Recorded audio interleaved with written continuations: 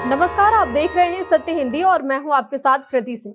पश्चिम बंगाल में एसआईआर प्रक्रिया में बड़ा खेल सामने आया है। इंडियन एक्सप्रेस की रिपोर्ट के मुताबिक इलेक्टोरल रजिस्ट्रेशन ऑफिसर यानी ईआरओ की भूमिका को दरकिनार कर सिस्टम के जरिए नाम हटाने जा रहे हैं और इस पर राज्य सिविल सर्विस अधिकारियों के संगठन ने गंभीर चिंता जताई है। इस पूरी रिपोर्ट में हम देखेंगे कि क्या है मामला, कानूनी पहलू और आगे क्या हो सकता है। पश्चिम बंगाल में चुनावी सूची में नाम बने रहेंगे या नहीं, इस पर फैसला करने के लिए ईआरओ शनिवार से सुनवाई शुरू करने वाले हैं। लेकिन इसी बीच Paschim Bangal civil service executive officers association ने एक बड़ी चिंता जताई है। संगठन का कहना है कि सिस्टम के जरिए बड़े पैमाने पर मतदाताओं के नाम हटाए जा सकते हैं और इसका पूरा का पूरा ठीकरा ईआरओ पर फोड़ा जा सकता है, जबकि नोटिस जारी करने में उनकी कोई भूमिका ही नहीं है। बुधवार को इस संगठन ने राज्य के मुख्य निर्वाचन अधिकारी मनोज अग्रवाल को एक चिट्ठी लिखी, जिसकी कॉपी मुख्य चुनाव आयुक्त ज्ञानेश कुमार को भी भेजी गई। चिट्ठी में कहा गया है कि एसआईआर प्रक्रिया के दौरान ड्राफ्ट वोटर लिस्ट से मतदाताओं के नाम अपने आप सिस्टम के जरिए हटाए जा रहे हैं और इसमें ईआरओ की कानूनी भूमिका को पूरी तरह नजरअंदाज किया जा रहा है। मतलब जो काम ईआरओ के हैं वो तो चुनाव आयोग सिस्टम से खुद ही कर रहा है।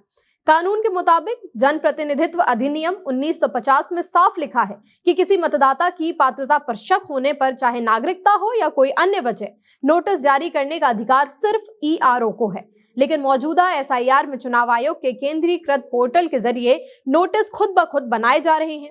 आपको बता दें कि इससे पहले 16 दिसंबर को भी इंडियन एक्सप्रेस ने अपनी रिपोर्ट में कुछ ऐसा ही खुलासा किया था कि बिहार में कई ईआरओ को उनके लॉगिन पर पहले से भरे हुए नोटिस दिखाई दिए, जिन पर उनका नाम तो था लेकिन उन्होंने इन्हें जारी ही नहीं किया था। रिपोर्ट्स के मुताबिक पश्चिम बंगाल के एक ईआरओ ने बताया कि नोटिस ईआरओ नहीं बल्कि ईसीआई का सॉफ्टवेयर खुद तैयार करता है।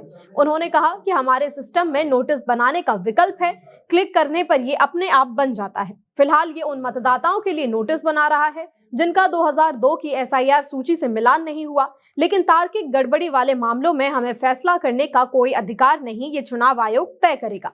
बहरहाल संगठन के महासचिव सैयद अशरफ अली ने चिट्ठी में लिखा है कि कई मतदाताओं के नाम ईआरओ की जानकारी के बिना हटाए जा सकते हैं, जबकि कानून ईआरओ को ही सक्षम प्राधिकारी मानता है। उन्होंने कहा कि ऐसे में प्रभावित लोग सारा दोष ईआरओ पर डाल देंगे, बिना ये जाने कि चुनाव आयोग ने उन्हें प्रक्रिया से बाहर रखा है। अली ने कहा कि हम चाहते हैं कि चुनाव आयोग कानून का पालन करे और पारदर्शिता रखे। अगर नाम हटाए जा रहे हैं तो साफ बताएं कि ईआरओ जिम्मेदार नहीं है। हम नहीं चाहते कि कोई योग्य मतदाता का नाम हट जाए। दूसरी ओर पश्चिम बंगाल सीईओ कार्यालय के एक अधिकारी ने कहा कि एसआईआर शुरू होने से पहले अक्टूबर में सभी डीईओ, ईआरओ और सहायक ईआरओ को सही तरीके से निर्देश दिए गए थे। उन्होंने सवाल उठाया कि अब अधिकारी क्यों शिकायत कर रहे हैं। फिलहाल सिर्फ उन मतदाताओं को नोटिस दिए जा रहे हैं जिनका 2002 की एसआईआर से मिलान नहीं है।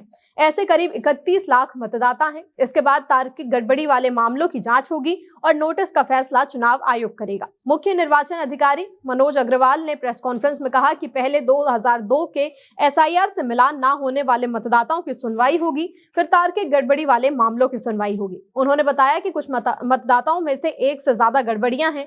तार्किक गड़बड़ी वाले यूनिक मामलों की संख्या 1,36,00,000 है, मिलान ना होने वाले 31 लाख, कुल 1,67,00,000। लेकिन आगे विश्लेषण से ये बदल भी सकता है। संगठन ने कहा कि चुनाव आयोग संवैधानिक संस्था है और दिशा निर्देश दे सकता है, लेकिन कानूनी प्रक्रिया को दरकिनार कर बड़े पैमाने पर नाम हटाना गंभीर चिंता का विषय है। इससे ईआरओ पर जिम्मेदारी आएगी, जबकि उन्हें अर्ध न्यायिक दायित्व निभाने का मौका नहीं मिल रहा। चिट्ठी में कहा गया कि सिस्टम से इतने बड़े पैमाने पर नाम हटाना मतदाताओं के प्राकृतिक अधिकारों का उल्लंघन है। कई मतदाता पात्र हो सकते हैं लेकिन एनुमरेशन के दौरान अनुपस्थित रहे हों। ड्राफ्ट लिस्ट जारी होने पर देखा गया कि मौत, पलायन, अनुपस्थिति या डुप्लीकेशन जैसे कारणों से फॉर्म न आने वाले मतदाताओं के नाम हटा दिए गए। संगठन ने प्रतिनिधित्व कानून 1950 और मतदाता पंजीकरण नियम 1960 का हवाला दिया कि नाम सिर्फ खास परिस्थितियों में हटाया जा सकता है, जैसे क्षेत्र छोड़ना या अयोग्य होना, और ईआरओ को व्यक्ति को मौका देना अनिवार्य है। ये पत्र उसी दिन आया जब चुनाव आयोग ने 12 राज्यों और केंद्र शासित प्रदेशों के सीईओ को पत्र लिखा, जहां एसआईआर चल रहा है। नए निर्देश में कहा गया कि मतदाताओं के दस्तावेजों की जिला निर्वाचन अधिकारी के जरिए 5 दिन में जांच हो ताकि पात्रता तय हो सके। बिहार में ये प्रक्रिया नहीं अपनाई गई थी। चुनाव आयोग से सवाल पूछे गए लेकिन कोई जवाब नहीं मिल पाया। संगठन ने अनुरोध किया कि जरूरी निर्देश जारी हों ताकि ईआरओ स्पष्टता से काम करे और कानूनी अधिकार मिल सके। अंतिम सूची ईआरओ के हस्ताक्षर से ही प्रकाशित होती है, चुनाव आयोग की देखरेख में होती है। कुल मिलाकर ये मामला मतदाता अधिकारों, पारदर्शिता और कानूनी प्रक्रिया पर सवाल उठाता है।